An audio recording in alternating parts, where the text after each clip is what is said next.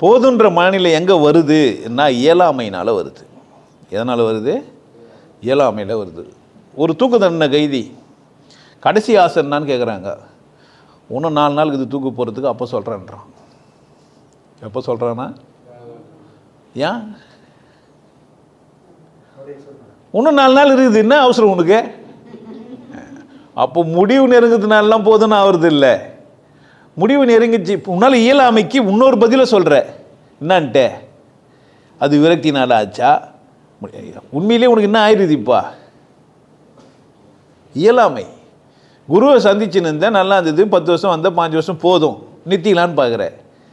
என்ன இப்போ உன்னால் நடக்க முடியல, வீல் சேர் தேவைப்படுது, படி ஏற முடியாது, இல்லை இங்கே வந்து உட்கார முடியாது, போக முடியாது, வர முடியாது. அதுக்கு பதில் என்ன சொல்கிற? இயலாமைக்கு பதில் என்ன சொல்கிற? இயலாமையினால் ஆனதுக்கு பேர் போதும் கிடையாது. இயலாமை ஆனதுக்கு பேர் என்ன? போதும் கிடையாது.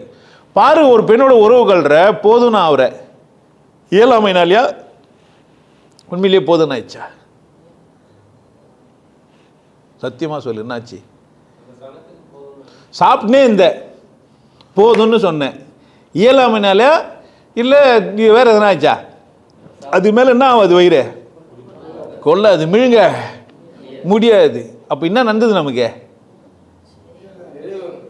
நிறைவுன்னு நீ பொய் சொல்கிற, இயலாமை தான். இதெல்லாம் தந்திரங்களை கையாளுற ஐடியா. நிறைவுன்றது, விரக்தி ஆயிடுச்சுன்றது அதெல்லாம் கிடையாது, இயலாமை தான். இயலாமை தான்.